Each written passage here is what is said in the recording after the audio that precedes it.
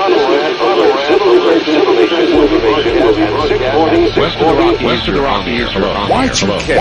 How can we prepare? Their machine radios, throw them in the dark for a few hours. We're fighting for our lives. Must survive. 5,000 gallons of air filtration, water filtration.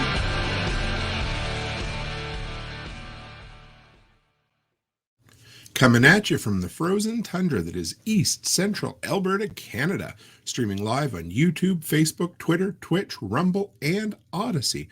Welcome back to the workshop where we create community, find freedom, promote preparedness, and share success. I am Toolman Tim. Today is February the 24th, 2024, and this is episode 428 of Workshop Radio. How are all my fellow delinquents out there? I'm excited for a belated This Week in Prepping. You will see a few changes in this show. They'll be surprised as we go along. I hope you guys enjoy it. Let's open up with a rule to live by. This week we put it into the old spinning machine and out came rule number 22. This is one I've lived by for a long time. And if you ask my kids, they'll tell you I say it once in a while as well. And that is a broken clock is right twice a day. Now, what does that mean? Well, you could take that two different ways, but the first way I like to take it is truth is truth no matter where you find it. So even if you find it from a completely useless old broken clock or a person that you would normally say, I have no interest in being interested in them whatsoever, truth is truth no matter where you find it, number one. Number two, just because it's truth and just because somebody's speaking truth or just because the clock is giving you the right time of the day doesn't mean you need to give it the time of day, pardon the dad joke, the rest of the day. So here's the deal. Two different ways. Number one, truth is truth no matter where you find it. And number two, just because someone is giving you the truth doesn't mean the rest of what they have to say is either true or worthy or worthwhile for that matter. So it is great to have you guys. Thanks for coming in on a kind of belated Saturday evening. We had a basketball tournament with the kids this week, and it was a great time. So with that, I want to show you guys something. You know that I believe in getting 1% better every week. And if you're a content creator, the best you can do is improve every single week so that what you offer to your audience and your community improves. So first off, on Thursdays, and typically this is Saturday now, we've got a new outline, a new frame for the episode. So you'll know this is This Week in Prepping. It's always still going to be Workshop Radio, but the Thursday episode is going to be This Week in Prepping going forward. And for those who don't know, check this out. I'm going to introduce something new that's going to work for both radio, the audio podcast, because that's getting bigger every week, and the video here. So we've got some stingers or transitions that will transition us into the bigger segments each week. So with that, let's go. Nothing like eating under an open sky, even if it is radioactive. Dropping the dime. Precious metals. All right. So this week we are going to drop the dime on dollar cost averaging with silver and gold. And if you don't know what dollar cost averaging is, let me bring this up right here for you. So I've got an article this week from goldline.com. Now, whenever we talk about precious metals, you need to know that this is not a command to invest. It's not a spend money on something you can't afford. This is a, hey, I'm into precious metals. I like to share what I'm into. And if you're into it as well, you can learn from it, or something you might want to learn down the road. So here we go. What is dollar cost averaging? Well, here we are. Dollar cost averaging is a flexible and ideal for beginners in precious metal investing. They kind of throw in a whole bunch of like, this is great, this is good, that sort of thing. But DCA, dollar cost averaging, is a flexible investment strategy that allows you to purchase assets by dividing and spreading your capital over a specific time. So that's a whole bunch of fancy words for, I don't have a ton of money, so I'm not going to drop, I'm not going to go and spend half the kids' college fund on precious metals. What I'm going to do is I'm going to make sure in my budget, I'm going to look at how much money I can afford each month. And, if I'm properly saving for retirement, if I have a proper health plan, if I have good food storage and all the other things, then, how much each month can I absolutely spend on precious metals? And then you figure that out. So then what it does is it forces you, or it allows you to become budgeted. So for me, my local precious metals place that I order online, they have a $199 minimum order. Now, it's not a minimum order, but it's an order that if you spend that much, you get free shipping. So each month, that's what I do. I don't go over that. I don't go under it. I just kind of go right around it, however many ounces of silver it will buy. But that doesn't mean you need to do that. It might be going down to your local coin shop and buying 1 ounce of silver or 3 mercury dimes or whatever it happens to be. So that's the idea. And basically what it does, the reason they call it dollar cost averaging, is that you just kind of buy at the exact same time every month. And it kind of helps level out the dips as time goes on. Some people try to incorporate sort of looking at the month, looking at the 30-day moving average, and then buying the dip. Honestly, I have no patience for that. I'm very comfortable with the traditional method. Same way mom and dad invested in mutual funds over the years. You just have a set amount of money each month that comes out of your budget that you can easily afford, and you buy that many pieces of metal, silver or gold with it. Now, a spin on this, and this is what I found last month Tim, you're having a night tonight. Last week when I was putting together the show prep, a lot of companies have what they call precious metals accumulation program. So if you've got some silver, or you're like, you know what, I really want to buy some gold, but I can't afford gold. I can only put in $20 a month or whatever it happens to be. Well, companies will do this for you. You can send in your money each month, or they'll debit your account. And then when you hit whatever your goal is for gold, they'll send it out to you. Or when you hit their kind of benchmark for free shipping, they'll send it out to you so that you can get the best amount of value out of your precious metals. I like that. So right here, a gold savings account, they call it. Let's say gold sells for $1,800 an ounce. If you don't have $1,800 on hand, consider using a gold savings account. This dollar cost averaging plan allows investors to save small amounts over time to purchase assets beyond their reach. You can invest $300 into your gold savings account per month, and over time, you'll own an entire ounce of gold. Or you can go buy 1 little gram bar, those cute little things, or whatever it happens to be. But so this one here, this is what I don't necessarily agree with. This company talks about taking advantage of price dips. You can do it if you have the time. But for me, I just really like the idea of buying it on a monthly basis. And then, if there's highs and lows in the month, you're going to come out after a year really even.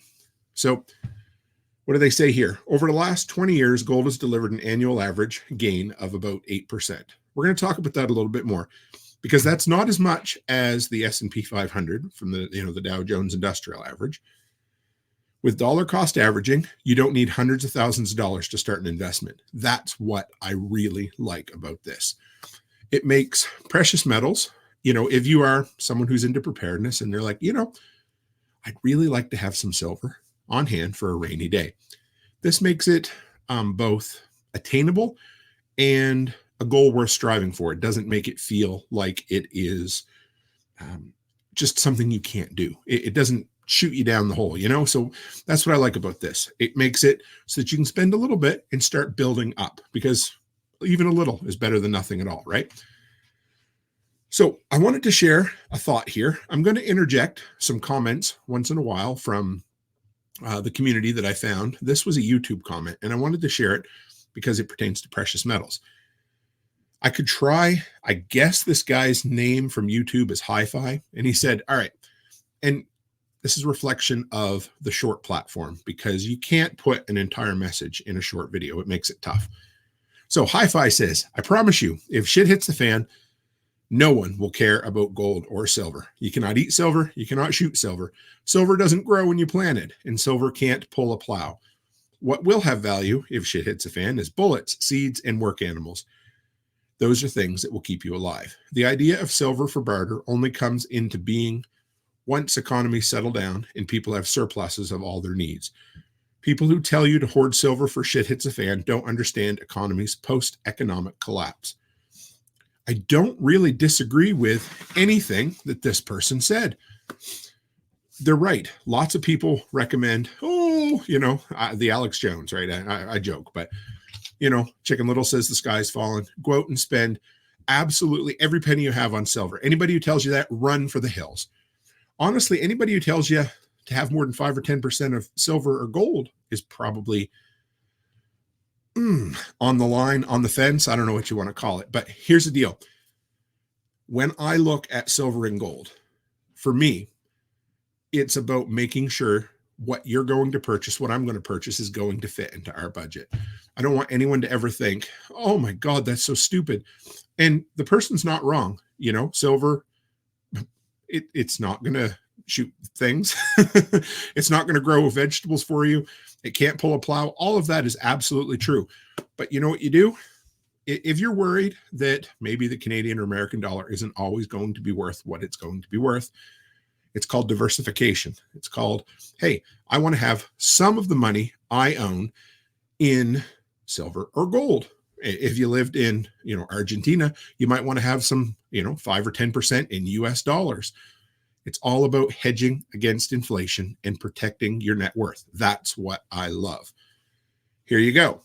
Tim Riley, what a great quote from the audience, says, heard a great line from Junius Maltby. I hope I got that name right here on YouTube. True, you can't eat silver, but without silver, you may not eat. Perfect. That's what I love. And no one is saying go and buy silver and gold, but don't have bullets, beans, and Band-Aids, because if you don't have bullets, beans, and Band-Aids, bullion's not going to help you a whole hell of a lot now, is it? So that's the thing. It's all about hedging your bets. It's about taking care of the things that are important to you now, the things that are most likely to happen, and then above and beyond that, going after the things that make sense for your own personal prepping vision. There, that's it. That's all I have to say about precious metals this week. If you guys have any topics or suggestions for little caveats that I can deal with in this dropping the dime on precious metals, I'd love to hear it. Kentucky Sustainable says, I'd rather have durable goods than silver and gold. Building supplies and stuff like that is a better investment. And I don't disagree at all. And that is actually an area that I'm working on. I know you're like, Tim, you don't have enough. I don't. I have a front shed that is going to become my actual hardware store this year. It's going to become a place where I store a ton of stuff for property management. So yeah, I don't disagree. Tangible goods, also a great thing. And again, I love diversification, but for me, I really, for many years, I'm going to throw this out before I forget. I never got into precious metals because when I was a baby prepper, for some reason, I only thought gold was worth investing in. I started digging into silver and the fact that, if you ever did need to barter with silver, well, it's a lot easier to trade an ounce of silver for some loaves of bread than to scrape a little bit of gold off, right? So there you go. Moving on. So this week we have our roving reporter, and that is Ms. Sunshine Prepper, Willow. And let's see what she has to say this week. All right, you guys ready? Hang in there. Hello, and welcome to today's Sunshine Prepper News. I'm Willow, the Sunshine Prepper, here to spread a bit of positivity on the unavoidable doom and gloom. Join me for a quick laugh today for its mental and physical benefits before we get into today's topic. Your body can't tell the difference between fake and real laughs, so fake it to get those benefits. Look into Laugh Yoga for more information on the benefits of laughter. All right, 5 seconds. Ha ha ha ha ha ha ha ha ha ha ha ha ha ha. Now that we have better set ourselves up for success, let's get into today's topic. Is the U.S. government being hypocritical about the whole Julian Assange situation?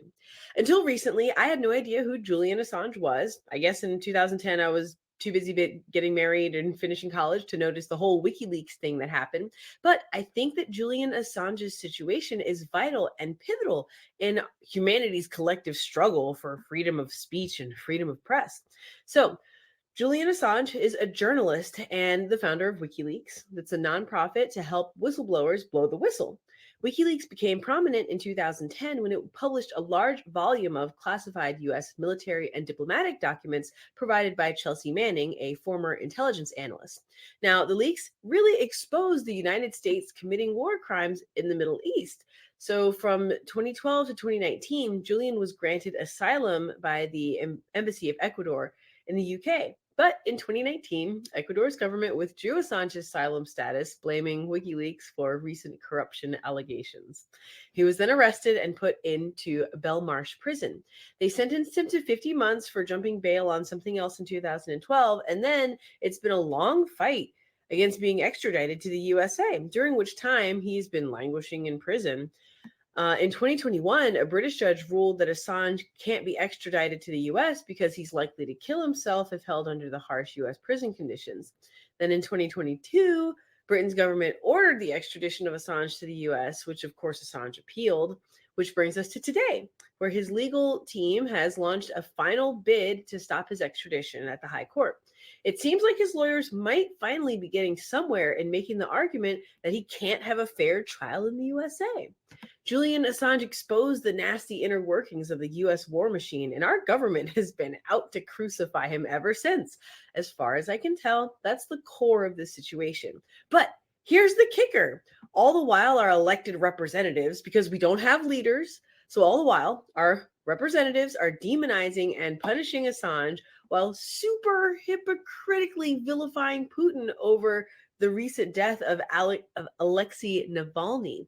So Alexei was a Russian opposition leader, a lawyer, anti-corruption activist, and a political prisoner. He and his team published material about corruption in Russia. So the Russian government put him in prison until he died. And the United States government is pretty much doing the same thing to Assange. But some of our representatives want to use Navalny's death as a moral high horse to lord over Putin, while these excrement holes are persecuting Assange for calling out their crap. Player's going to play, hater's going to hate, warmonger's going to warmonger, I guess. So let's have a quick stress-reducing laugh about our powerlessness over the corruption fueling global war machines. Ha ha ha ha ha ha ha ha ha ha ha ha. Well, this one is a watch and pray situation. My actionable advice, if you choose to accept it, is to get some laughs in. We got to work hard and play hard. You got to do your chores, do your preps, and then have some fun. So go pick something that will have you belly laugh rolling on the floor and watch it. Whether it's George Carlin or like America's Funniest Home Videos or Biden falling off a bike, your health improves when you laugh more. So go get your giggle on. Thank you for tuning in. Sunshine Prepper out. That one cracked me up. Biden on a bike. I mean, that was great. And yeah, so I hope you guys enjoyed that. I really enjoy. I challenged Willow a couple of months ago to come up with something. What she wanted to figure out a way to monetize her sunshine. And this is her way, by working her way through some of the less than ideal stories that come out on the news, and hopefully giving you both solutions and perhaps a funny little look at the news. So there you go. All right. If anyone dies while you are kept in your fallout room, move the body to another room in the house. The time has come. Stranger than fiction. Now, this is the segment that started all of this. This was when Becky and I would first originally take a look at some of the odd news stories that are out there. And there's some good ones this week. I've saved up some of the cream of the crop for you guys to take a look at. But the first one, I'm sure you have heard about by now, and that's OpenAI. And they have started a video generator. First it was chat, then it was photo, now it's video. OpenAI's video generator, Sora, is breathtaking, yet terrifying. You got to love the news headlines. Fear sells, right? We talk about in prepping that folks quite often come to the idea of being prepared out of something they're scared shitless out of. And hopefully we can talk them down off the ledge and they can look at it as a purpose in life, not something that scares the living daylights out of them. And again, all of these new technologies, they have the capacity for both good and evil. Will some folks use them for bad? Hell yeah, they will. Can we exploit them and use them for good? I hope so. Let's take a look. OpenAI introduced Sora this week, its premier text-to-video generator, on Thursday, with beautiful, shockingly realistic videos showcasing the AI's model's capabilities. Okay, perfect. We know that much. They put it out there. It's not available for you or I to use yet, but they're letting some, sounds like content creators and a few other folks play around with it. They're enjoying it. Here we go. Here comes, we're not even one paragraph in. which could spell disaster for the film industry and our collective deep fake problem. Yep, it could, but it's going to happen either way. So we need to embrace it. Oh, the humanity back when there used to be an elevator assistant or an elevator dude. You'd open up the door, you'd go in and he'd push the buttons for you. Imagine the humanity when they all lost their jobs. I get it, right? It happens. This is part of a free economy where technology comes out, old jobs go away, new jobs come in, and it's painful at that time. All right. Now, as far as this entire project, you guys should take a look at it. It's pretty intriguing. There's a video here dealing with woolly mammoths, which look pretty cool. The first one I saw, if we can find it here, was a movie trailer. Right there. There's a movie trailer with a spaceman that has a red knitted helmet on. These videos would have taken hours to produce by a real film crew or animators. Actually, probably more than that. Sora will likely be disruptive to the film industry in the same way that ChatGPT and AI image generators have shocked the editorial and design world. It's a technology that is both remarkable and yet frightening in terms of job security for video content creators. So I look at this stuff as something that will benefit folks who create content with a message. And what do I mean by that? I mean, if you're out there sharing truths about the world, whether it's, how much long-term food storage you need or, silver and gold, that sort of thing. If you're pushing truths to folks, this is going to be the thing that is going to speed up the background process. This is going to level the playing field. And now anybody out there is going to be able to have high quality B-roll footage that they don't have to spend a metric shit ton for. And it's going to bring the little guy on pace, on par with Hollywood studios. And guess who that scares? The high paying union Hollywood jobs. I hate to say it, but that's where it comes from. This kind of technology definitely can level the playing field. Will it? I'm not sure. All right. And if you notice this is highlighted in green, there's a reason for it. OpenAI says it will build tools to help detect misleading content as well as apply existing technologies that reject harmful text prompts. Don't know if anybody happened to see this, but last week, the Google AI image generating platform was putting out non-racially correct images. They were basically making them woke, for lack of a better term, and they had to shut it down because it wasn't historically accurate. So these are the kind of safeguards that companies put into things to protect us from ourselves. These are the little lines that give me fear, that scare me just ever so slightly, because who decides which safeguards get put into place? Who decides which standards those safeguards are built upon? And who decides which standards are enforced against which individuals, right? That's what kind of bothers me. So, but like I said, it's going to level the playing field for small and large creators. I like that. Now, look at the copywriters. The death rattle was hollered last year. They said, that's it. ChatGPT is going to kill the copywriting industry. Well, you know what it's going to do? It's probably going to kill the folks who were doing subpar work, who are just, basically doing SEO-based blog posts. That sucks. I get it. It always sucks when your work, your livelihood starts moving by. But guess what? Some companies are starting to pay a premium for human written content.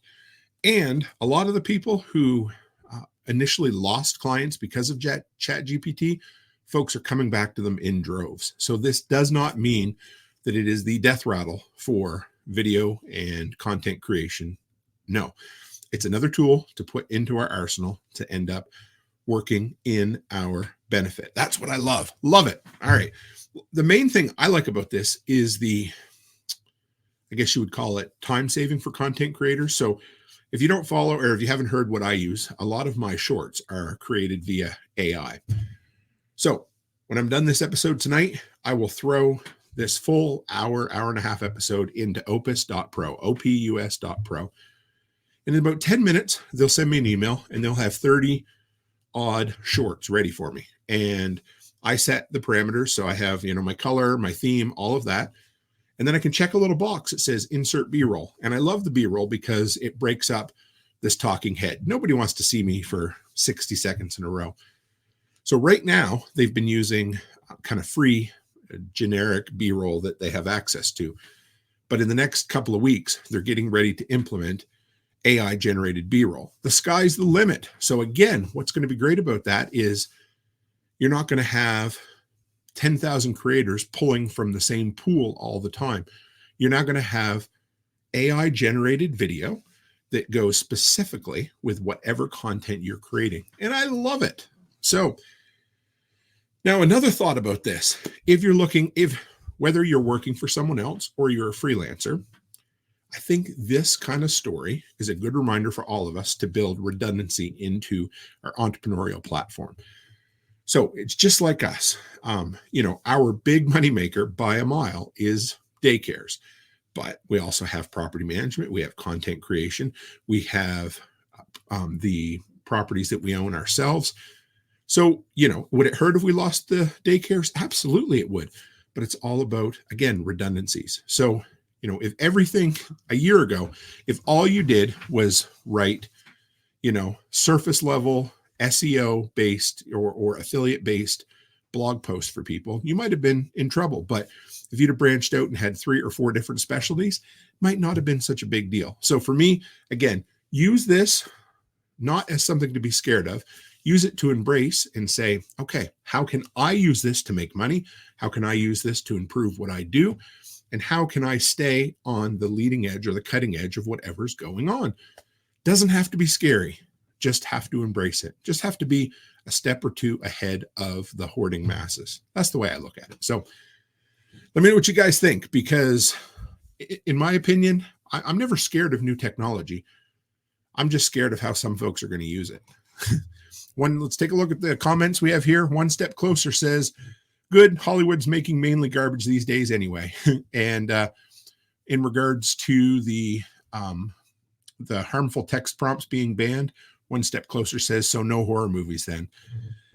Maybe not. Who knows? I don't know. But it's interesting. I enjoy seeing this new technology. I love being alive in a time when stuff that, as a little kid watching the original Star Trek reruns at supper time in Digby, Nova Scotia, I wouldn't even have thought were possible. And now this stuff is just wham, bam, thank you, ma'am, coming out as fast as you can absolutely believe it. So, all right, this next one's kind of a cool story. I don't know if you saw it.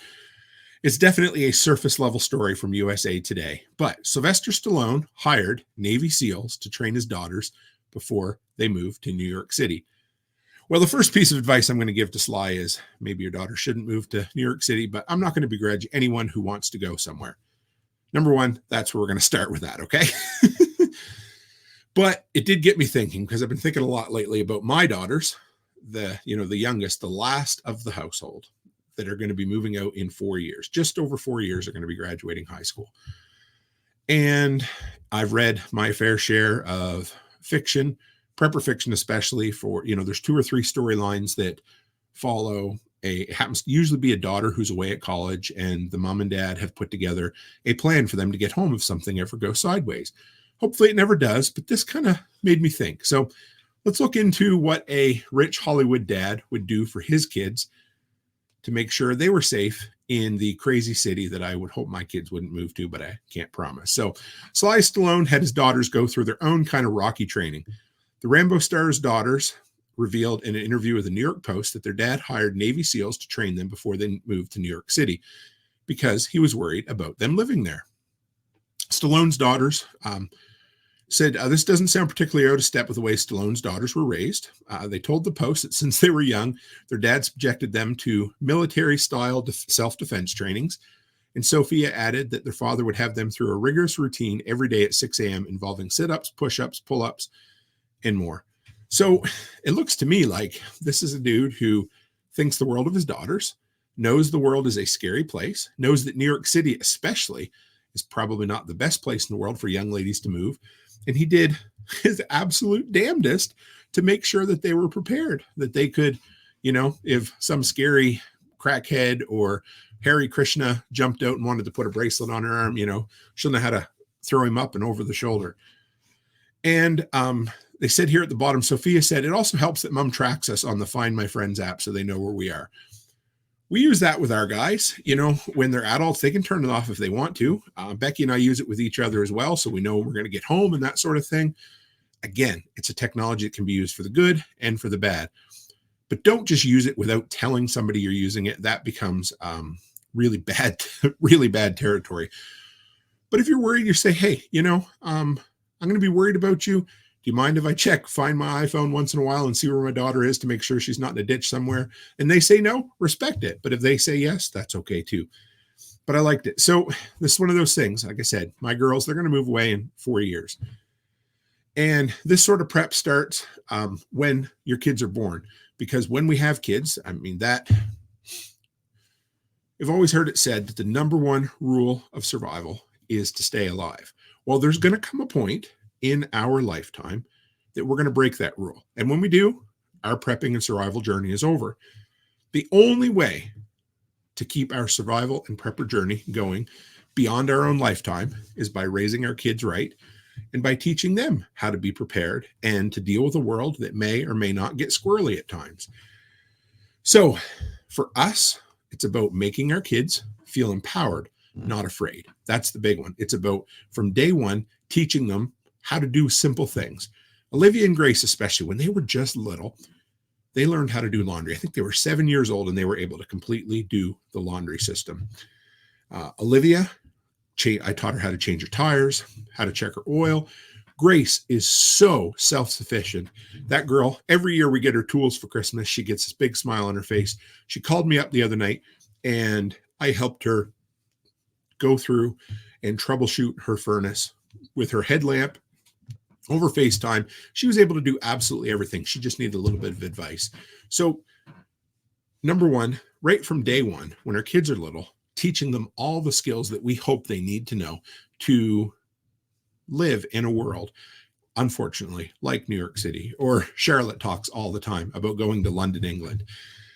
That makes me nervous because there ain't much I can do if she's across the pond going to university there. But the best I can do is equip her to be the strongest, most independent young lady that I can so that they can handle a crazy world when and if we're not here anymore. And I love it. So it's interesting to take a look at somebody like Sylvester Stallone, who also it's in our nature to take care of our kids, but we may not all be able to afford to hire, former Navy SEALs or Green Berets to take our kids on an urban survival training session or anything like that. But what we can do is take the time and teach our kids how to survive in the world that we know, and hopefully so they can adapt to the world that they are going to move into and inherit. So having a plan for when your kids are moving away, give them the tools, the training, and most importantly, the knowledge that if shit ever does go sideways, they can come home if something happens.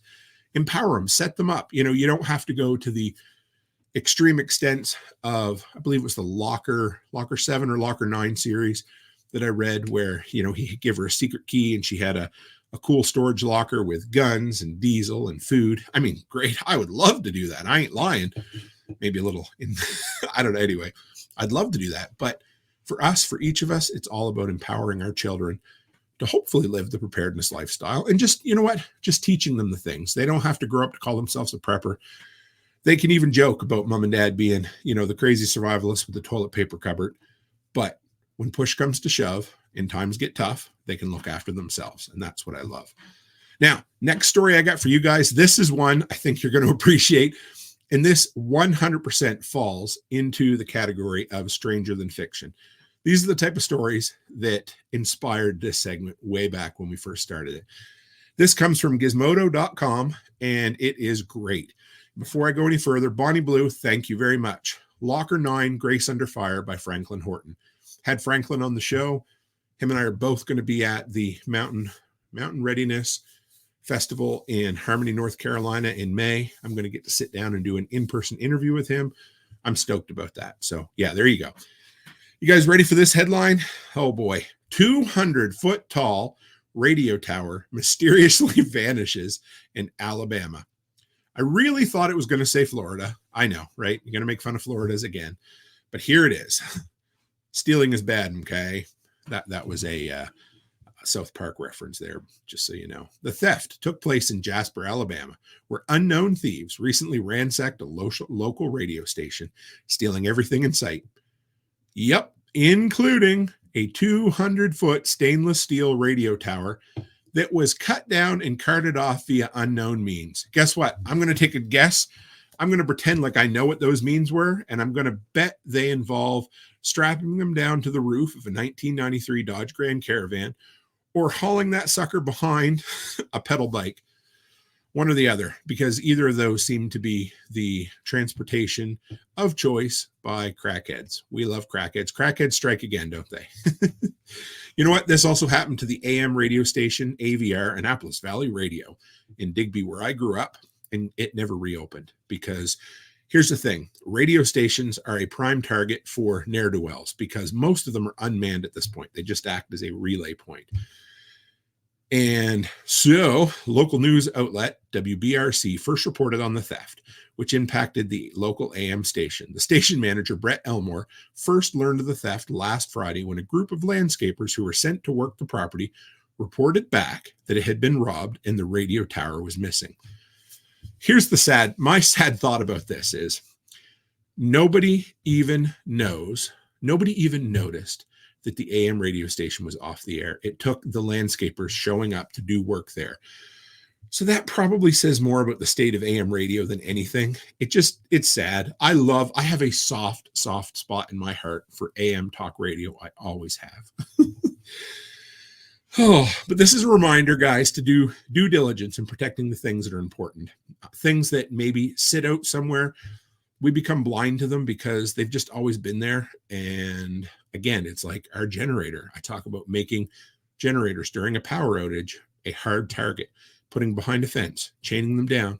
And when it comes down to it, there's going to come times that crackheads are just going to crackhead and they're going to take, they're going to take your running generator while it's plugged into the house. They're just going to take some, lopping pliers. They're going to cut them off and they're going to haul them away anyway, right? And that's what sucks. So if this isn't a reminder to have high quality, good insurance, I don't know what is. And if somebody out there is listening to this and they say insurance isn't a prep, I call bullshit, because it is. Insurance, roadside assistance, medical plans that pay for your prescriptions, all of those are the most practical thing we can have for prepping. I love it. Just recently, Becky was at the vet yesterday or the day before. We have a brand new vet that's about 15 minutes away. Somebody broke their window, went through their front window, grabbed their float, their cash box out of the drawer, and was back out in 15 seconds. And you know what? They had an alarm system. They had 1080p high definition cameras. They got fingerprints off of the cash register, and none of that mattered because whoever this was figured the $100 in float cash was worth it to them. And it's not going to matter. So again, you can have all of the safeguards in the world. Sometimes it's just not going to matter. So for me, this is a great illustration of the need to have insurance if you think it's going to worth it for you.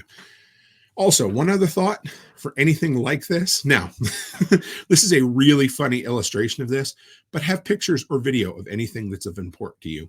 Something I did a couple years ago. I need to redo it now since the business has changed.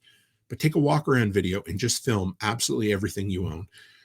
Doesn't necessarily mean you have to throw it up on a Google Drive or anything like that, but keep it on a USB in a safe or something so that if you ever need to have a fight with your insurance company, you have proof to say, listen, all this stuff was there. So reimburse me, darn it. All right. And the last piece of news story this week, and I couldn't go without mentioning this. Last Sunday evening, Becky was on with me. We had a great episode. Loved it. We did a kind of a freestyle toward the end where we just talked about different news stories that folks had brought up. And if you guys haven't heard about Argentina's new president, wow, it's an interesting story. Just going to pop back over to the comments for a second before we slide on anymore. Byron Roberts says, keep that video in 2 locations. You are correct, brother. I learned a ton of what I know about prepping from a few sources. And one of the dudes was Stephen Harris. He used to come on the Survival Podcast all the time. One of his favorite sayings was security through obscurity. I'm a big fan of that. I take and I back up all of my pertinent documents, and then I just put them in some innocuously named file on a password protected folder on Google Drive. Some people might say, oh, Tim, that's not safe. Well, you're probably right. Some of that isn't safe in some places, but for me, that is way better than having it somewhere that I can't access it. I've been able to use it multiple occasions, and it's got me out of some hoopy situations simply because I had access to information that I wouldn't have without calling somebody or downloading something somewhere. Bonnie Blue says most AM stations have also purchased FM stations as a parallel. Absolutely.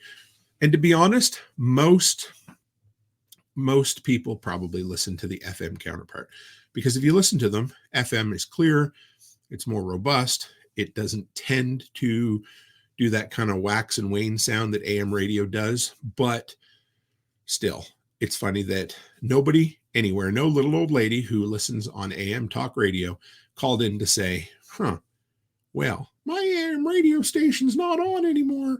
I wonder what happened. Billy, could you go over and check and see if that, radio tower's still up? I mean, nobody thinks to do that, of course, right? But still, rather interesting. And Bonnie Blue says, my cellular game cameras upload to the cloud and on the scan disk. Yep, I like that too. My Wi-Fi cameras do the same thing. All right. Argentina's new president, this is from theconversation.com, presses ahead with economic shock therapy as social unrest grows. Guys, this is an interesting... All right. This dude he's more than a libertarian. He's an anarcho-capitalist. And if you aren't familiar with that term, it's basically the ultimate idea in the economy is free market interactions amongst individuals, and basically let the market do what it does. So anarchy as in no rules or regulations whatsoever, and let folks interact, value for value exchange. I love the concept. It really hasn't been done in a large population in our lifetime. I don't think. This will be the closest we've seen happen. The thing is, it's going to get uncomfortable over there for a little while. Argentina's new president, Javier Milei, seems to be making good on his promise to put a chainsaw to the country's crisis-ridden economy. In his inaugural address, he told the nation there is no alternative to shock. You ready for this? This is kind of funny. He dissolved, half the country's ministries days later and implemented a 50% devaluation of the peso.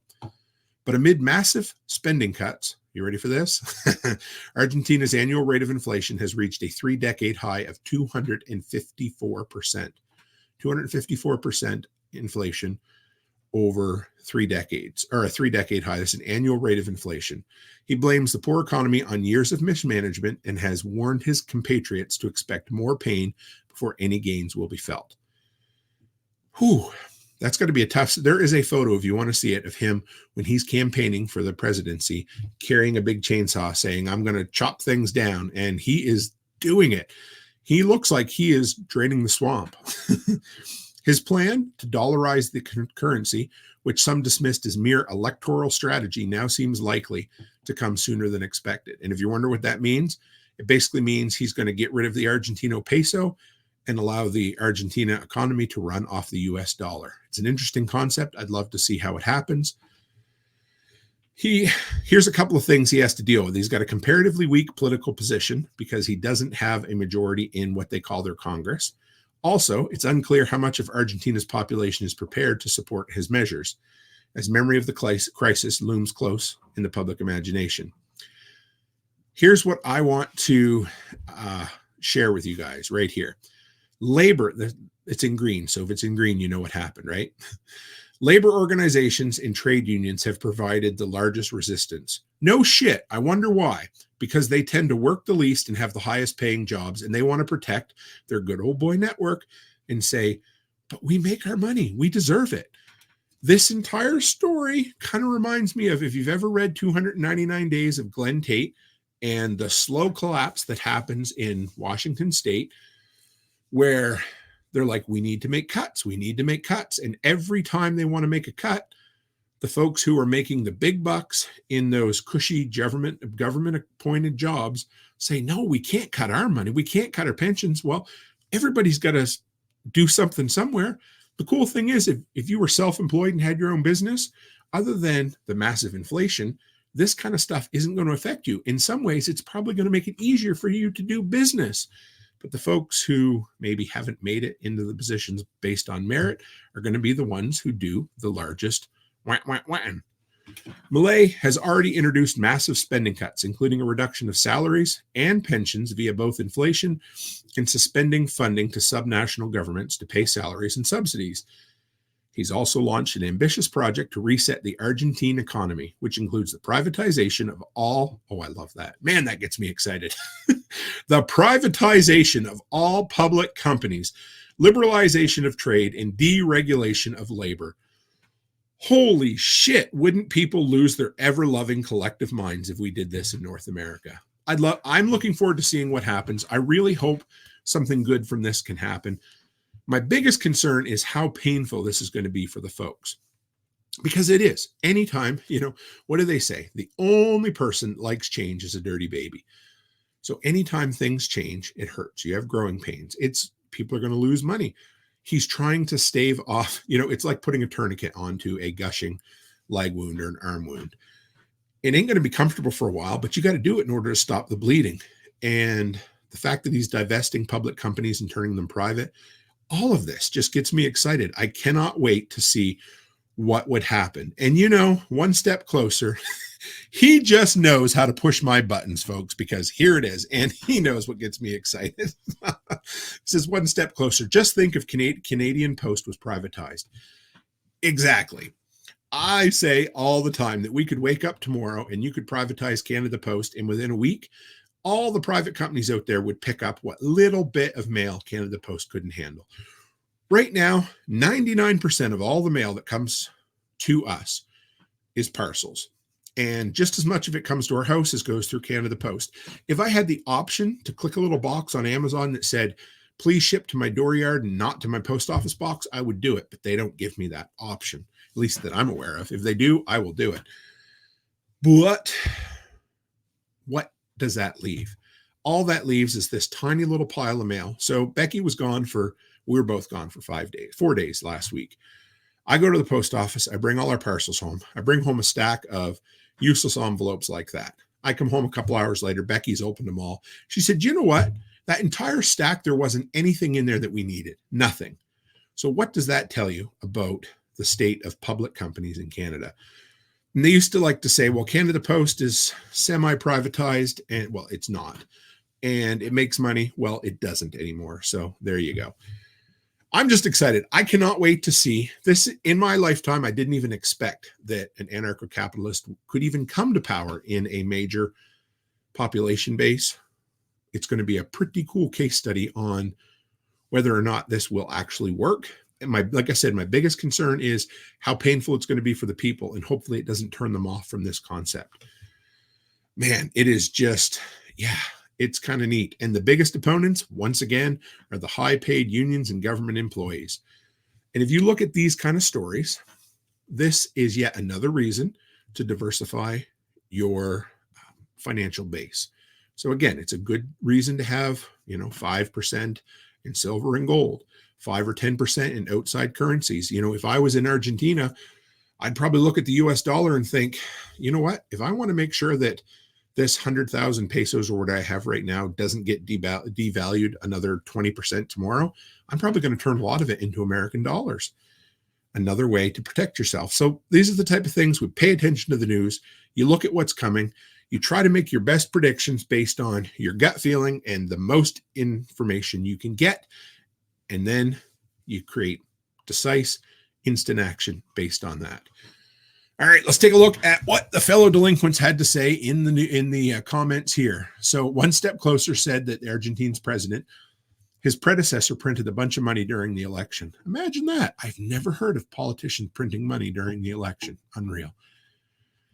Rachel says, I came in to say hi and good night. Have to work tomorrow. Always great to have you, Rachel Brown. Love seeing you. Ellen Kerr, our friend from Down Under, said, watch his speech at the World Economic Forum. So very good. I haven't seen it yet, but I will give it a shot. Rachel Brown's prediction is he's going to be assassinated. I think we call that unalive now, if you use TikTok parlance. And One Step and Rachel both say, I hope he stays alive. I'd love to see what happens. I'm looking forward to seeing whether he can put his money where his mouth is. He can go principles over preference, and he can say, I'm going to do this come hell or high water.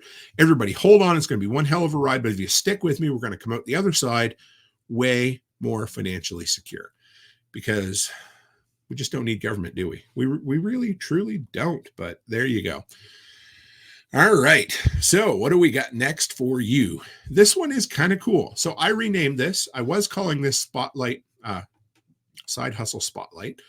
We're now going to call it Finding Freedom. And if you go back to the opening of our show, creating community, finding freedom, promoting preparedness, and sharing success. For me, the idea behind Finding Freedom is building a business, building multi-businesses, having self-reliance. And so sometimes these are going to be funny stories. Sometimes these are going to be the idea of a side hustle you could develop.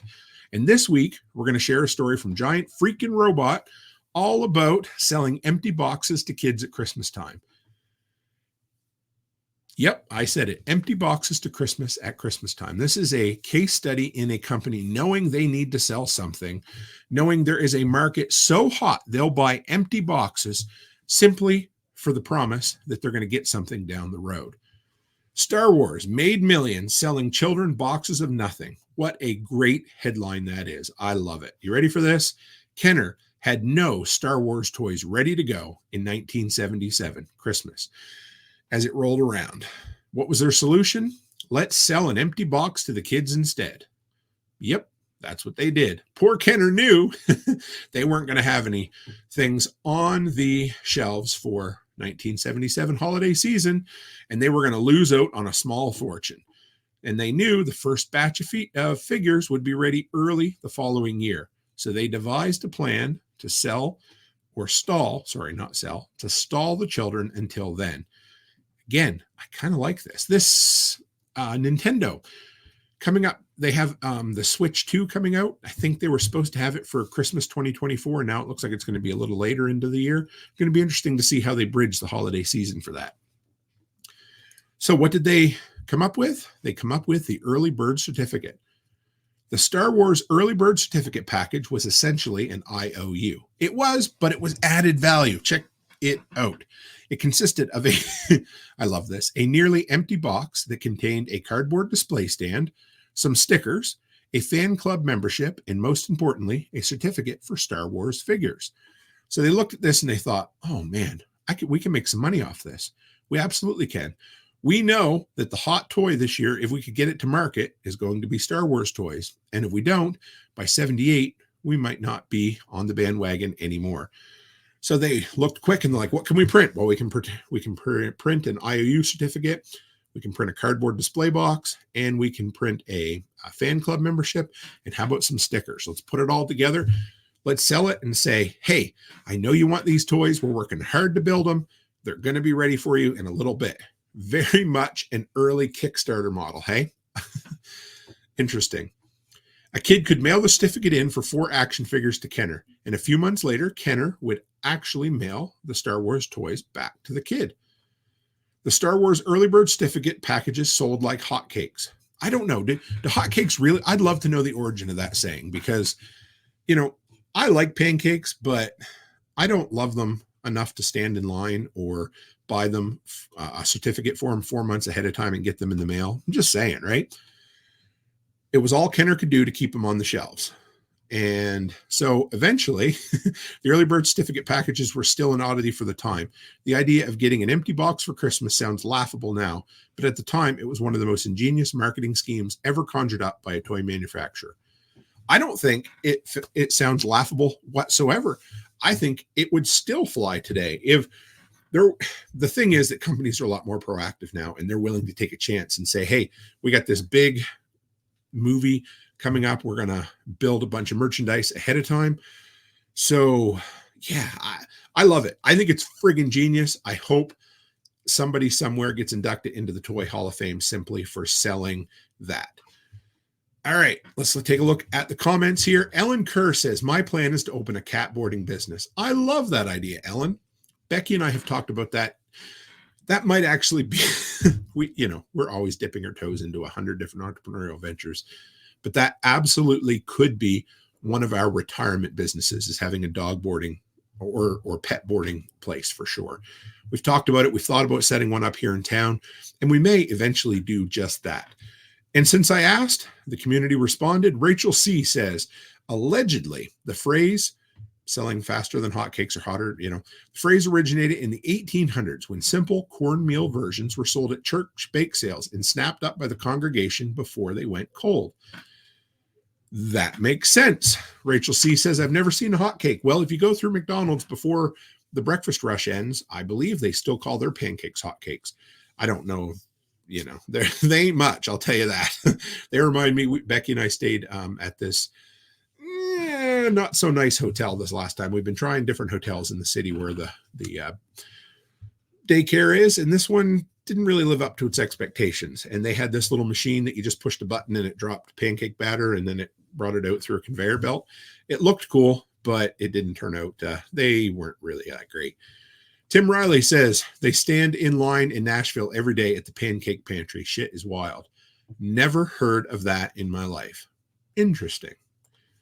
All right, what do we got next for you? Here we go. He's dead. They're all dead. Everyone. You and I are in a dead world. And I'm glad it's dead. Honky tonk. Coming up next, Workshop Wasteland. All right, so this one is where we take a look at post-apocalyptic pop culture, movies, video games, books, whatever fits in this segment. It seems to be something. We actually have a Telegram group called Workshop Wasteland where we talk about all things popular culture. It's a fun area of respite for us where we can let down our prepper hair and talk about things that aren't necessarily so serious all the time. Not much to share this week, just a couple of bite-sized pieces of news. But if you're into the Terminator world, which I have been for many years, there's an open world Terminator survival game finally set for reveal. This is from IGN.com. It looks really interesting. Namco announced the as yet untitled Terminator game all the way back in 2022. It's in the works at the studio. It takes place, this is probably my favorite thing right here. It takes place in an open world set between the events of Judgment Day, the Skynet nuclear strike that causes the apocalypse. And for those who don't remember, in the second Terminator 2, she has that flash of standing on the chain link fence and getting burned up. And then in Terminator 3, if you consider that canon, the spoiler alert for a 20-year-old movie, the nuclear fallout actually happens. So it happens between that and the formation of John Connor's Resistance. You play as a group of nuclear apocalypse survivors fighting to stay alive. Yep, I want to play this. Big time. Namco said at the time the Terminator game features an original story that draws upon the events portrayed in the movies. The cinematic teaser trailer revealed a T-800 hunting someone in a warehouse with the iconic, I'm not even going to try to do it, original Terminator theme blaring in the background. Man, do I ever wish that I could play trailers on this show.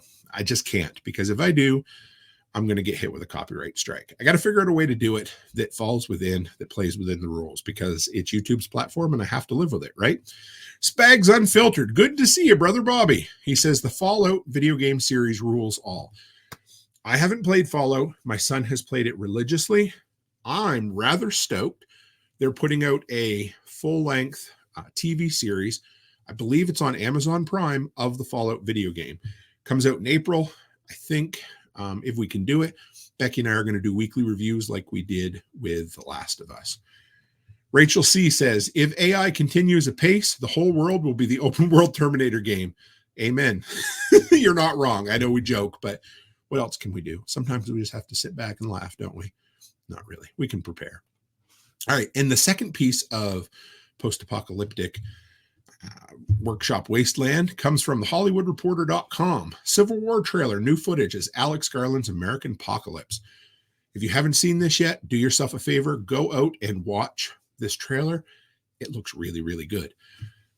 I am excited for this film. This is the dude who actually was the co-writer on the original 28 Days Later. He's done a bunch of top-notch films since. Now, love it or hate it, I'm going to tell you right now that some of the politics in this movie will probably piss you off. And I don't care, because you can still watch something and be entertained by it and not agree with messages behind it. So there we are. But This looks really cool. This is the second piece. I don't even know where they're going with it because Texas and California are on the same side. I think this has the potential to be a modern Red Dawn. I mean, I know. Am I speaking heresy here? I probably am. I get it. But do yourself a favor, go out and watch this trailer. It's a lot of fun. I'm excited about the film.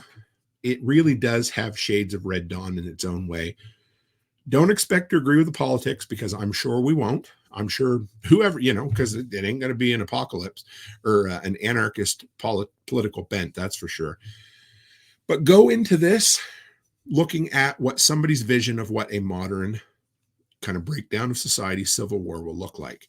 Now, my one word of caution is in this second trailer, I noticed that some of the war effects, is that the right term? I assume they're special effects, the explosions and things like that are subpar. And I hope they're just not finished for this movie that I believe comes out in April as well. So take that with a grain of salt. Let me know what you think. But I am definitely looking forward to Alex Garland getting what I believe is an $80 million budget. It's an A24 film, which tend to sit with very small budgets. Cautiously optimistic. Moving right along. One Step Closer says, great memes already. What kind of American are you? The memes will flood the internet out of this movie. I have my suspicions. I hope it makes bank. I hope it does really well because it will open the floodgates for tons of clones, whatever you want to call it. But anyway, it looks good. Rachel C says, absolutely. You might find me on opening night with some wacky red glasses. Yes.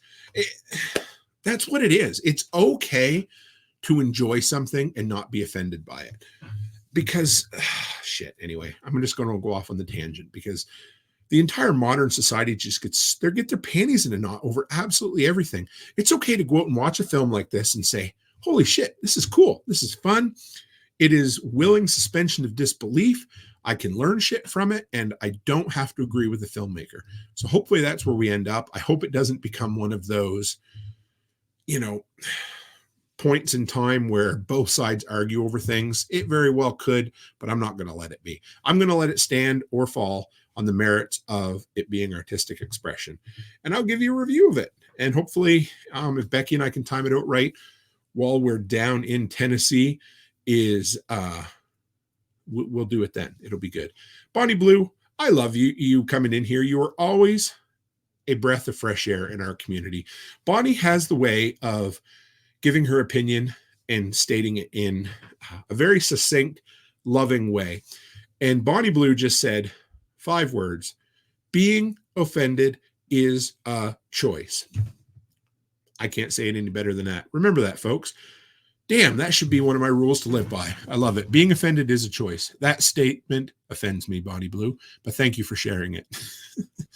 All right, what do we got next for you, folks? All right, here we go. We have, one of my favorite, the Cookbook of the Collapse. Now, I don't have it up on the screen for you, but this week is, again, I really want to get some more recipes from you guys. I've been sharing a lot of what I have.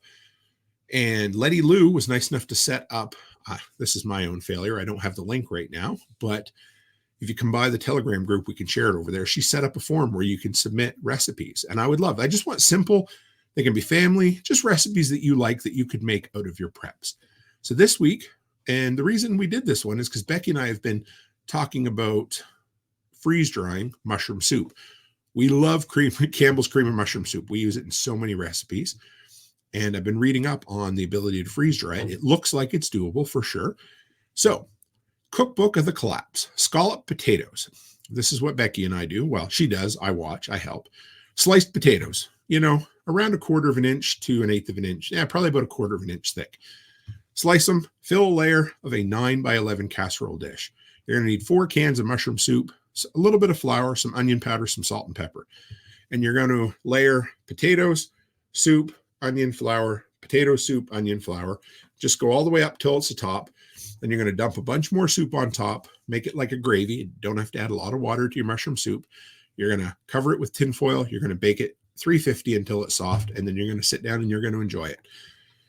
And so we're going to look at freeze drying entire portions of scallop potatoes and also the ingredients to make scallop potatoes, because just about everything in that will store beautifully when freeze dried. So that's definitely one of our favorites.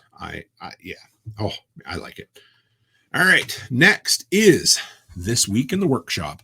And if you guys like these stinger transitions, if you're wondering, if you want to know the movies they come from, that sort of thing, they've all come from old apocalyptic dystopian movies that, a lot of them have a warm spot in my heart.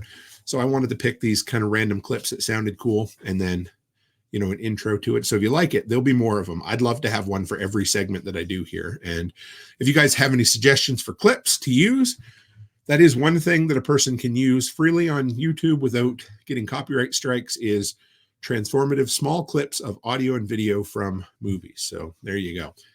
This Week in the Workshop, this is where I share what we've been up to, the things that I've gotten done in my life, for two reasons. One, hopefully to inspire you guys to share what you've done, and also to force me into accountability. Because if I come on here and I say, oh, guys, you know what I did this week? I played one game of mini golf, and the rest of the week I sat in my lawn chair and I drank old fashions. Now, that might be fine for a summer vacation, although I don't think I could actually do that. But if I was doing that week in and week out, I'd hope you'd be a little bit worried about me. All right. So as far as property management goes, I went over last week. I installed a new doorknob. I fixed a water main drip. I got really lucky on this one, folks. A lot of times, if you don't know the difference between a gate valve and a ball valve, a gate valve is your typical outdoor tap. It's got a round handle and you got to go turn it a bunch of times until it turns off. And eventually the rubbers inside start stripping, or the packing gets old and they start dripping like a bugger. Whereas ball valves are basically a hollowed out ball, for lack of a better term, usually brass, and they have a quarter turn handle. And those things, as long as you keep moving them once a year or something, they will last almost an eternity. Well, guess what? Most of the ones around here, the old water mains in the basement, are gate valves. And I went into a property the other day and it was dripping quite bad. And of course, if it's your water main, the only way to repair or replace that is to have the town come in and shut off the water at the corner. So I got lucky and I was able to tighten down the packing behind it and it stopped dripping. I was quite worried that if I cranked on it too hard, it wouldn't be timber-proof and I'd be in trouble. So the freeze drying report this week, I actually got a lot done considering I wasn't home for most of the week. I did a batch of freeze-dried chocolate milk, which the powder tastes good, but it did not reconstitute with water whatsoever. I got to come up with an idea. I'm thinking maybe an immersion blender. I don't know, but I have the finished product. I'm going to test it. If anybody's had any luck, let me know. We did ground beef. Coming up in the next couple of weeks, you'll probably see a video on a deep dive in the time and cost involved in freeze drying and whether it's actually worth it. Started right from the beginning, and I weighed everything before it was cooked, after it was cooked, before it was freeze dried, after it was freeze dried. Look at the entire process, and we're going to see how much money do you actually save compared to buying Mountain House or Algerson Farms and that sort of thing. So that was a lot of fun. And then most recently, I did breakfast sausage links. They're good. You have to be careful. I don't think the life will be as long as, say, a really dry meat like ground beef, for instance. But fry them up, kind of rub the sausage with paper towel to get as much of the grease off as you can, and then put them in the freeze dryer and then wipe them down again with paper towel to get any of the grease or fat off. And that's going to help extend the life.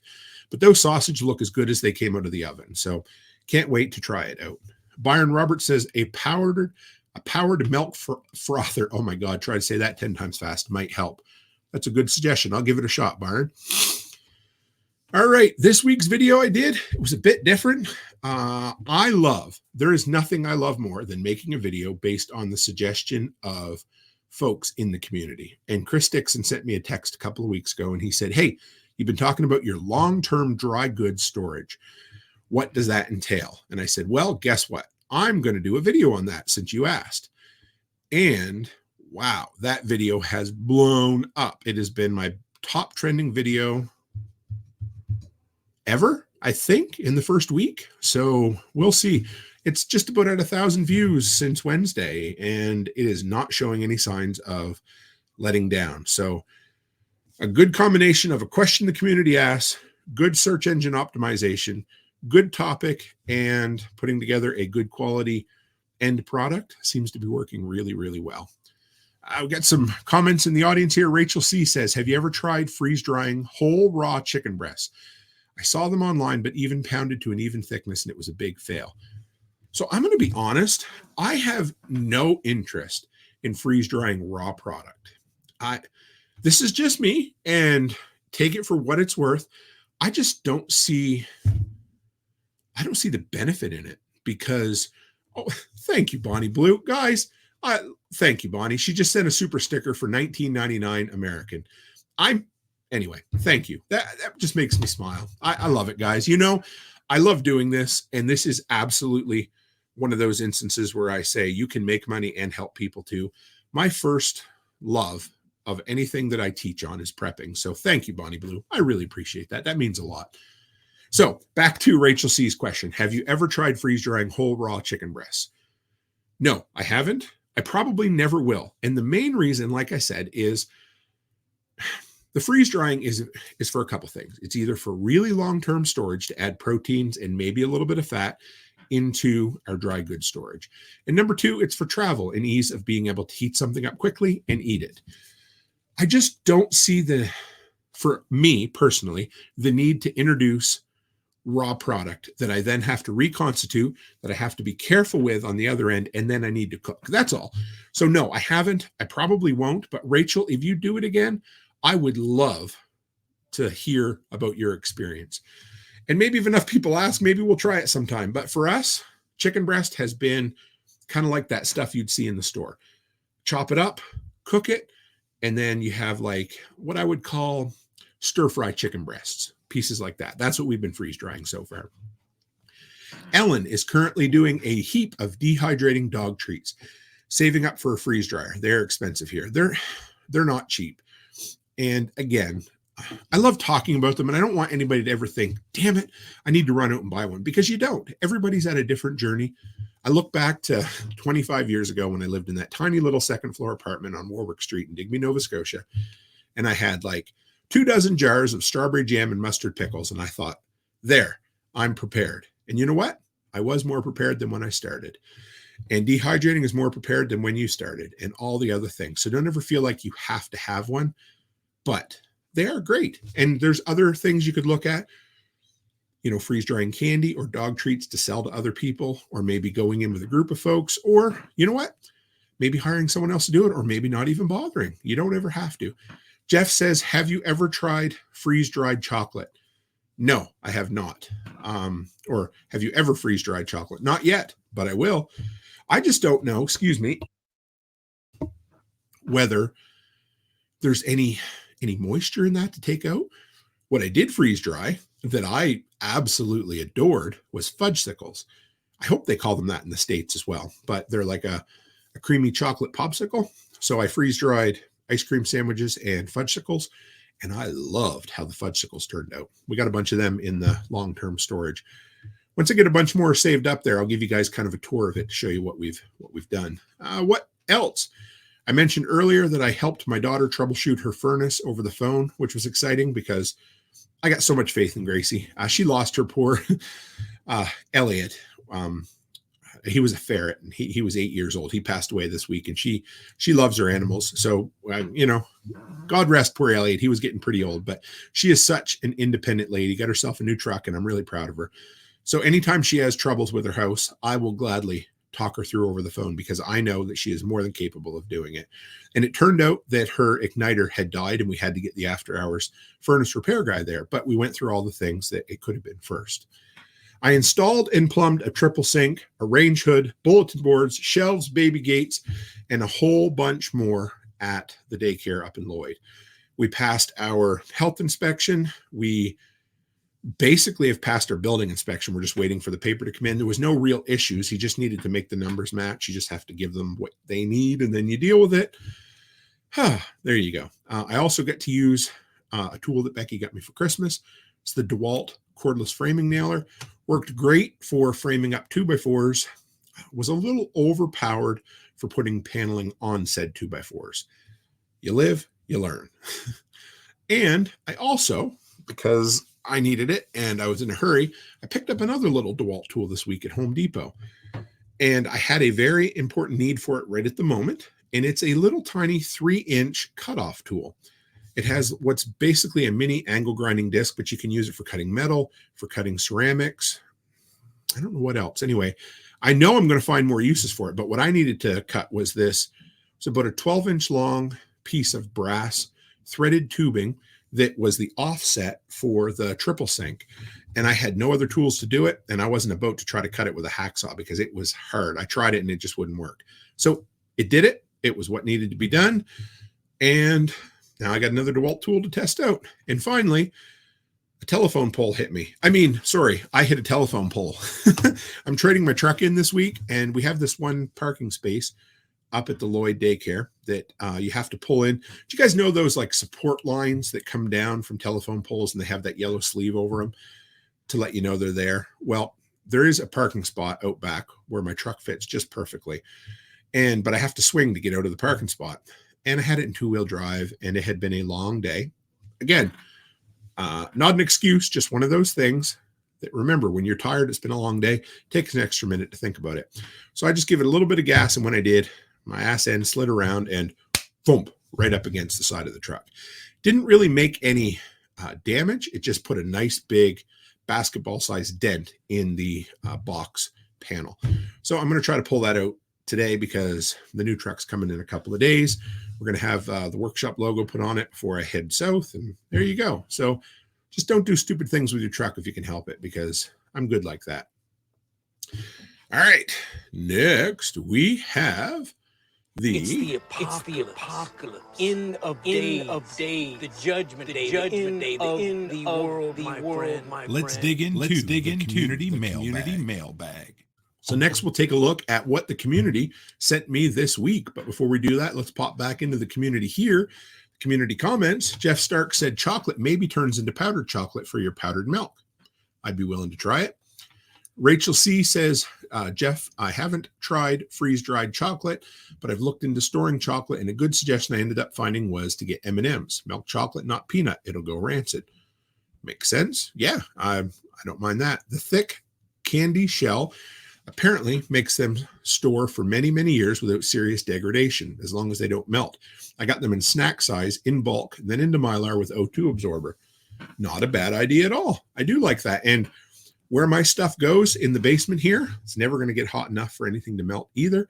So that would actually work out pretty good. All right, so let's dip into the community nail bag and see what we have this week. Number one, this one comes from, oh man, these YouTube usernames, I'm like an old man trying to, do a TikTok dance or something. I can't make my tongue work this way. But Dean Saka 781 said, this was a great comment, and I want to share what they say. He goes, how in the world has this podcast not been viewed more is beyond me. He said, anyone with 2 brain cells should be listening to this channel, and especially James Wesley Rawls. That was the interview I did with the guy who authored Patriots. Now, the reason he didn't see any views on this interview was YouTube launched a new feature this week, and I'm going to share it for a few people so you know what's going on, but I've been really impressed with the feature YouTube's been launching. And if you're a content creator, trying to stay on the leading edge of whatever they're bringing out is the best way to grow your channel quickly. Because whenever they bring out a new feature, it's going to be something that they are going to push. So YouTube has now allowed you to link your RSS feed. I can't remember what that stands for. It's really simple something. And it's for sharing. It's the way that you subscribe to a podcast. So you basically link to the RSS feed. Now, if you want to see past live streams, they're all on my YouTube channel. However, tons of people like just the audio end of things, and they listen to my podcast via podcast feeds all over the place. So now what YouTube will do is they will pull my audio feed from my podcast feed. They will create a quote unquote video with a static image so that you can listen to my podcast via a YouTube. Really simple syndication. Thank you, Cabot Porter. Appreciate that. So now you can go on there and you can listen to my audio. So there's now going to be a whole feed. There is a feed that has 427 episodes of just audio files that have turned into really simple videos, and YouTube's pushing them like crazy. So the playlist has been up for a day or two, and I believe as of this morning, I maybe picked up 300 or 400 listens on absolutely old stuff. So kind of cool. Let's take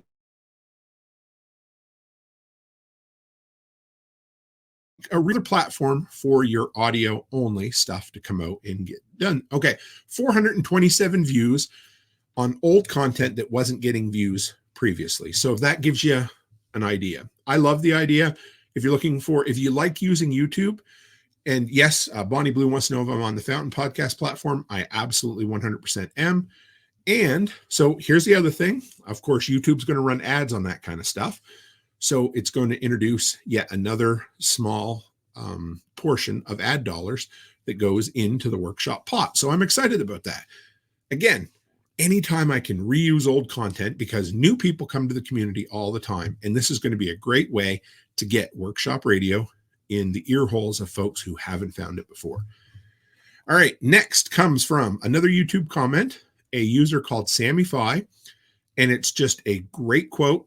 It was shared, I believe, on one of my shorts, and they said, "A successful man is one," you ready, "who can lay a firm foundation with the bricks that others have thrown at him." Quote by David Brinkley. And I love that, because this was quoted in response to somebody's negative comment bullshit on YouTube. Who knows? And I want to tell you, as a content creator and as anybody who ever puts themselves out there, you're going to have a lot of bricks thrown at you. But you know what? Pick them up and build a bomb shelter out of them, because frig them, right? We don't need to worry about it. But what a great inspirational quote. So remember that. Anytime somebody throws a brick at you, they're giving you free building supplies. James Nelson, 1968, says, "Gamma lids." This is in response to last week's long-term food storage video. And I really try hard for my review/informational videos to stay in that 5 to 10 minute range. That is the sweet spot for, information to brevity. And so some stuff gets dropped to the cutting room floor. And two things that didn't make it into last week's video were gamma lids and a discussion of salt. They'll both be in future episodes. Gamma lids are more expensive, but they are far better than the standard 5-gallon bucket lids.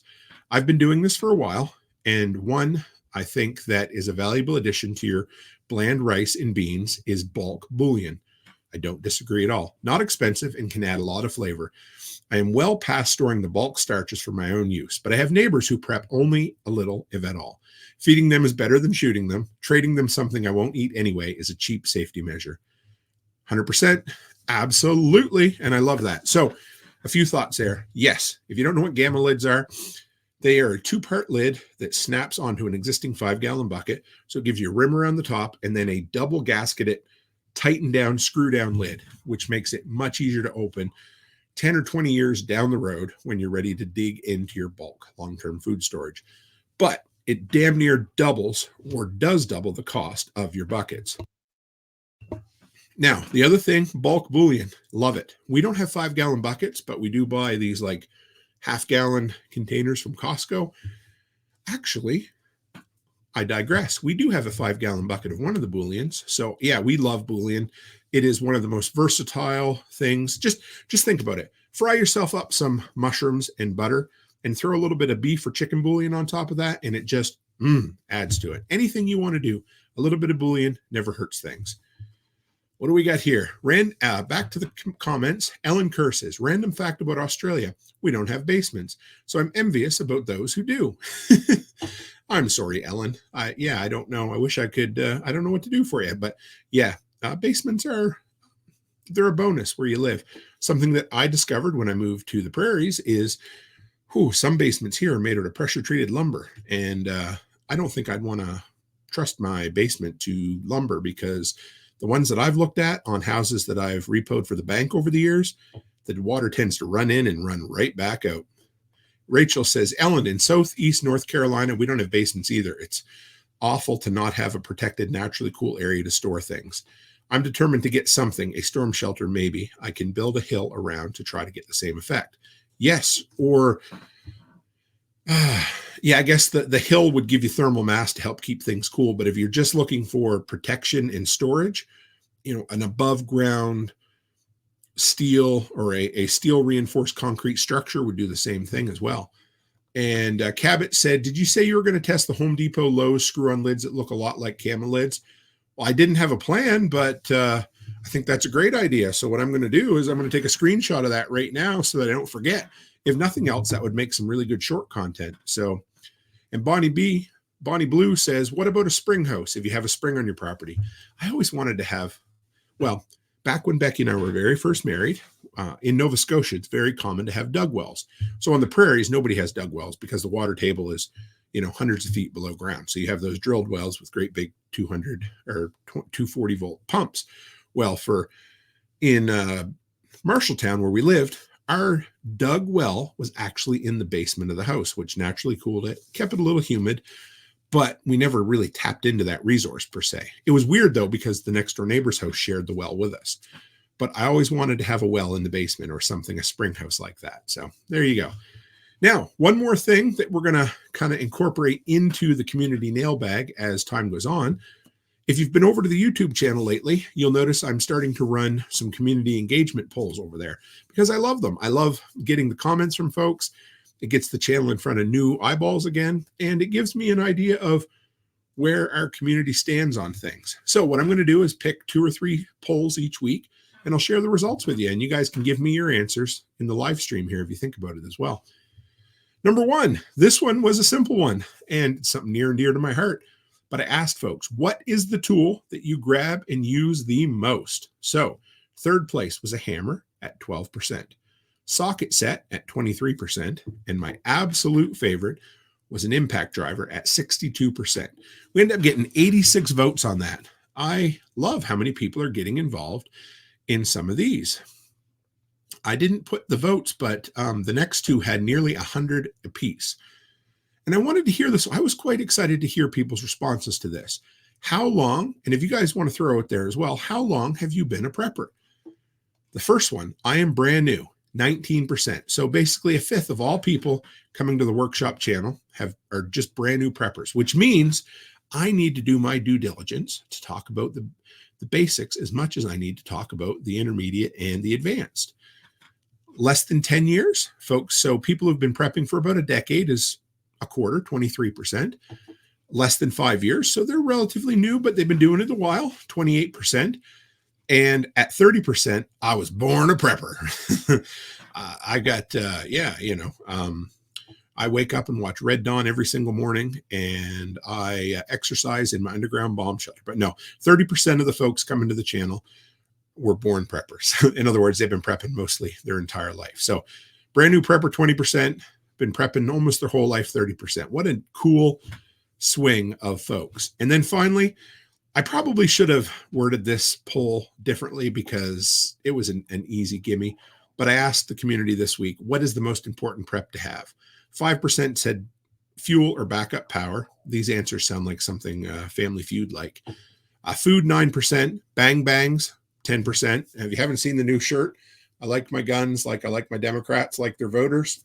Undocumented. That came from John Willis over at SOE Tactical. It's probably the edgiest shirt he sent me yet, but I love it. And then water was 77%. So just about absolutely everybody said water was the most important prep to have. I'm not going to disagree whatsoever. Food Forest Farms, our good buddy Brian. If you don't follow him over on YouTube, give him a follow. And this was in regards to the most important prep. He said, in Seattle, water falls from the sky and fish are abundant. I'm still voting power. Yeah. We talked about this. I want to say maybe it was when Adam from A Modern Frontier was on. And we talked about, or no, it was not. It was the Canadian preparedness. He was on Canoehead. You remember him? Great dude. I listen to him on Instagram all the time. And he said, if you don't have power, you don't have anything. And I really like that. So yes, power is important. Mike D said, bang, bang, number 1 for sure. If you have that, you instantly have the means to acquire the rest. Just kidding, obviously. Quotation marks around it. And Rywin 3290. Water is obviously number 1 for preserving life.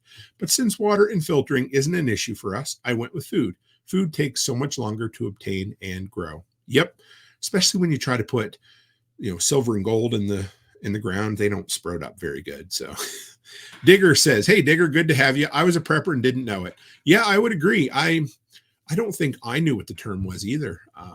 I believe I probably first started becoming aware of it around 2013 when I was working at home. We knew we did this stuff, and maybe we did call it prepping. I'm not really sure, but I remember typing in, I think I typed in a podcast about survival or homesteading or something, because I was selling computer software from home in the evenings till 1 or 2 in the morning, and I had a ton of downtime. And so I was looking for podcasts to listen to. And that's when I stumbled upon the Survival Podcast. And so I've been listening to Jack for about 11 years and eventually got on his expert counsel. And I think that's probably when I really came to terms with with prepping. We always embraced it before that, but yeah, there you go. And final segment of the night is the Creator Spotlight. And this is, oh man, I almost forgot the most important one. I didn't have any notes in my show notes tonight for this segment right here. One of our favorites. Everybody seems to. You stay in the back. You stay in the back, and you keep your gun handy. Our country is still full of thieving, murdering patriots. Get ready. I read it on the internet. So I read it on the internet. This is where we take a look at some of my favorite prepping articles or posts on Reddit this week. So this one here, this comes from Electrical Goose 6496. My significant other believes the apocalypse is imminent and judges me for running alternate strategies. I'm going to read this. It's about 2 paragraphs, but it's worth hearing. My significant other believes that we are likely to experience societal collapse in the U.S. imminently, like weeks to months. Gaza, Israel, Russia, Ukraine, China, Taiwan, general Middle East mischief, internal U.S. strife, reason doesn't matter. But I own the house. We're 20 miles from a major metropolitan area. My job's downtown. My job wants me to go in 3 times a week, but I actually go in once to twice. I have an 1.5 acres, chickens, EMP shield, stored stuff, weapons, etc. Houses are stabled an 8-minute drive or 25-minute walk away. The house could be more secure, but I do have great neighbors and I feel good about my community.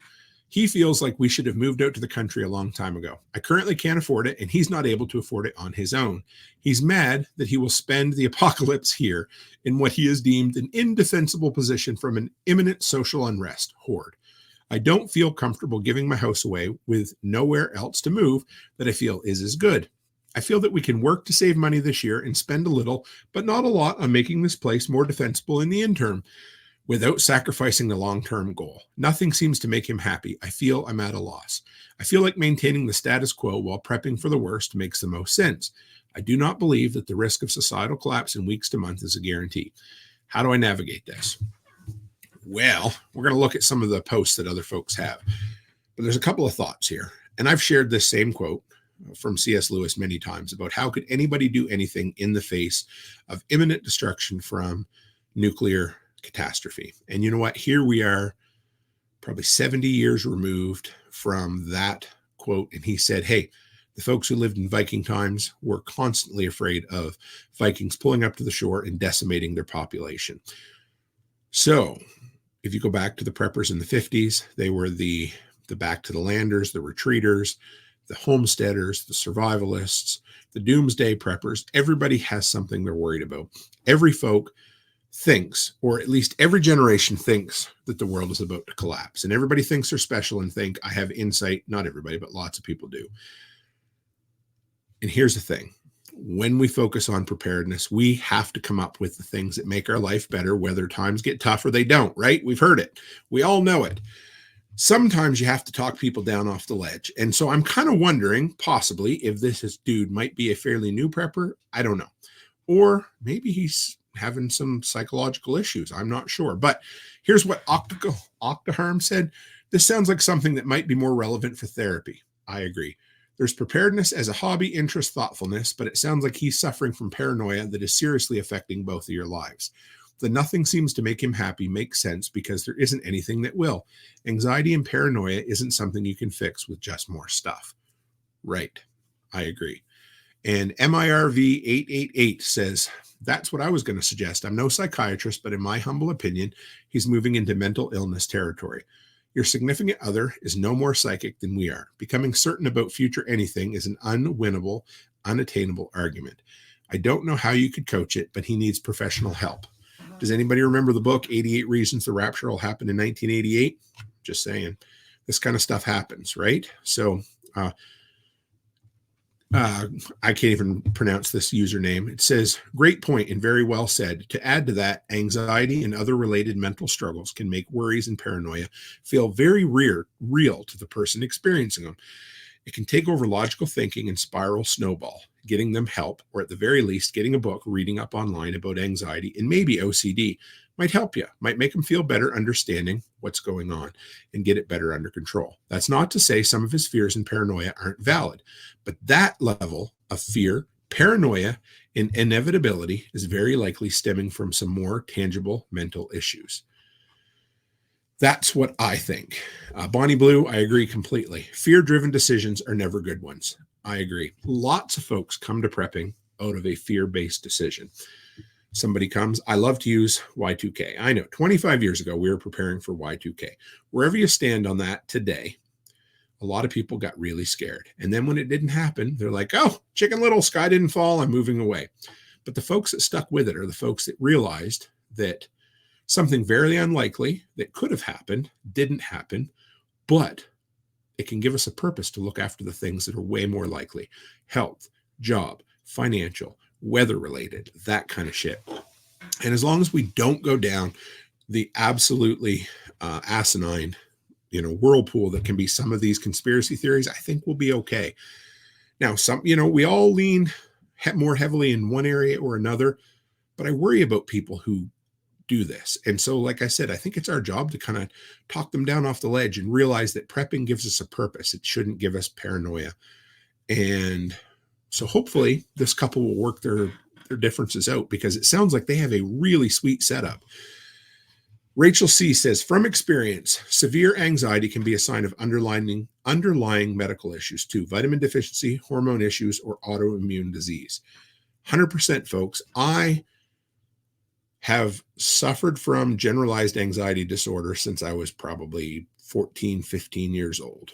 I've been on a kind of a low dose anti-anxiety pill since I was 18 years old, and it has helped me immensely.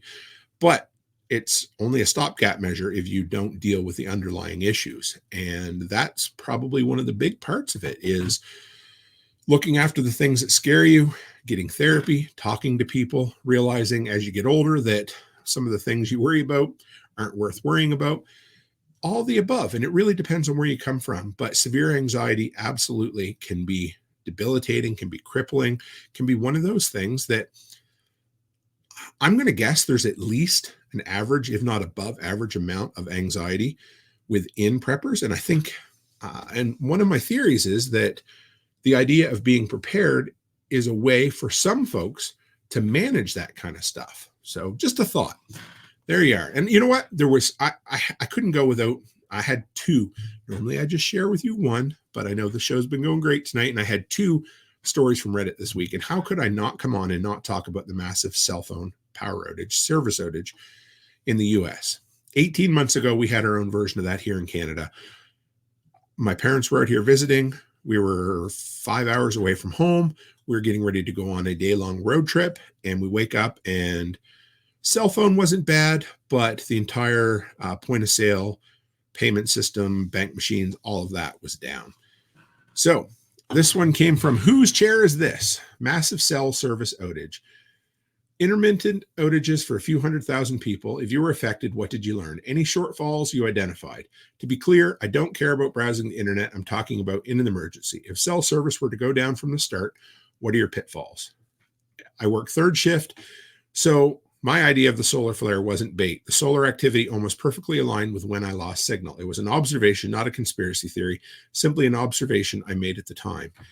And one of the downsides to Reddit, and it's probably the reason I don't spend more time on here, is because anytime somebody mentions something like that, they almost get showed it down into oblivion. He said, for a group who preaches about community, some of you guys are quick to jump on people. So that's where it ended. But so originally he threw out the idea of the solar flares being a possibility for this, and they totally could have been. Doesn't look like they were. My guess is it's probably not malice. It was probably stupidity or, infrastructure breakdown, because that's what happened in Canada. But Mr. Crook said, first off, I rely on maps and directions way too much. Directions have always been a challenge. So this means that when something like this happens and what I've taken for granted is gone, I have to be comfortable again with not using my phone to find places. Convenience is great, but man, I need a paper map road atlas. So that's one big pitfall. Second, it makes me conscious of just how much I mess with my phone, and I need to reduce that. So do I. I'm not going to lie. I learned my lesson 2 years ago. You've heard the story about not having any cell service on the interstate and not knowing where I was going. Shart in the Dark said, I agree. We get $50 of free maps from AAA every year. Well, technically, they're not free. We use our AAA membership enough to save points on this stuff, and the peace of mind knowing we have cheap tows and lockout service. AAA is one of the gifts we give each other at Valentine's Day. I swear by their maps. Some of them are the best going, in my opinion. And then one more thought on paper maps. Paper maps have an advantage that you can draw on them with highlighter. I do like that. Get a map, outline your way out of a city for something like a flood. Look on Google Earth when the times are good. Get a topographical map. Plan your route. Highlight the route. Routes on paper map. Label it flood and put it in a Ziploc bag. Now you're ready if there's a flood without warning and without having to think about things. Do the same above with the less than legal routes, i.e., there's a massive chemical spill and I have to go east. How do I get out? The service road that runs along the railroad tracks will get me a big ticket in normal times, but if I have to use it, I have a paper map with the route highlighted and planned so that in emergency, I know where to go without having to think, evaluate while panicking, taking out the anxiety of a situation, planning ahead of time, right? Because when we had Ed on here from Iridium Solutions, he said one of the most astute quotes I'd ever heard: we don't rise to the occasion, we fall to our highest level of training. Bonnie Blue says, free maps at highway rest stops, visitor centers. Yes, there are. Map out places where there are vehicles to steal if you need. Holy cow. Well, that might be a little excessive, but we're going to talk about that anyway. Rental car lots, post offices. Map out bridges that are not roads. Mostly these are railroads, but there are various pipeline, hiking, others as well. And finally, I always believed it's best to limit what you're dependent on. The most common would be nicotine for a lot of people, but I'm also thinking things like coffee and even GPS. It's never a bad time or never a bad thought to do a mental exercise of, hey, I'm going to drive the day without GPS. When Becky and I drive around the city, sometimes we get in arguments because we decide we're not going to rely on GPS. But at the end of the day, it strengthens our ability to get around the city without having electronic navigation. So it's not a bad thing. So final segment of today is the Content Creator Spotlight. This is where I share with you guys somebody that I really enjoy, somebody I think you'll get some benefit out of. And this week it is Johnny Weekends, which is an apropos name for the fact that it's Saturday evening. He's got 38.2 thousand subscribers and 260 videos. And his channel is a fair bit of what I model my channel after. And he has a ton of backup power videos. This is the channel that I first saw the new dual fuel Predator generator from Harbor Freight on. And overall, just a great dude. He has a simple way with his videos. He does a great job showing and giving. He buys a lot of them with his own money too, which is great. But you'll see a few here. He's got a backup fuel tank for his generators. This is a new smart generator with Bluetooth, Champion generator, EcoFlow smart generator, just on and on. He does showdown videos. This is the one where I found out about the Predator 5000 recall. So if you're like me and you're a nerd or a geek, can I still use those words? Well, I'm going to. If you're a nerd or geek for backup power, check out Johnny Weekends. His link, as all the links, are in the description below. Well, folks, thanks for coming on a Saturday evening. I think we topped out at 23 live viewers this evening. What a great, I know it was a little bit later than usual. I do love these 7 o'clock Mountain Time start times because we seem to get a little bigger crowd. But it is what it is. We'll see where we end up with all this. But thank you for dropping by this evening. I love doing this week in prepping. It's become the highlight of my content creation journey every single week. So where do we go from here? Well, next week, oh my God. Anyway, it's been a busy couple of days. Like I said, we had a 2-day basketball tournament for the girls. I got volleyball practice tomorrow, basketball game Monday, every day this week. And it'll be a good time, but I'm going to be a little bit busy, but I will have the lives down. I'm recording an episode with Angry American, not for my show, but I'm going to be a guest on his podcast on Tuesday. I don't think the episode will see the light of day for 2 or 3 weeks, so keep an eye out for that as well. There's all kinds of, just a lot of good things coming up. So we have tomorrow night will be a Sunday evening episode of, we're going to do another Content Creators Roundtable. I got Nicole Sauce, I got Brian from the Lots Project, and I have Backwoods Butcher all coming on, and we have a ton of stuff to share with you. So if you have questions about content creation, bring them on. But I want to tell you, we've all been doing great things this last few months since the last time we were on, and we got some good stuff to share with you. So thanks, guys. I hope you loved the snazzed up 1% better every week episode.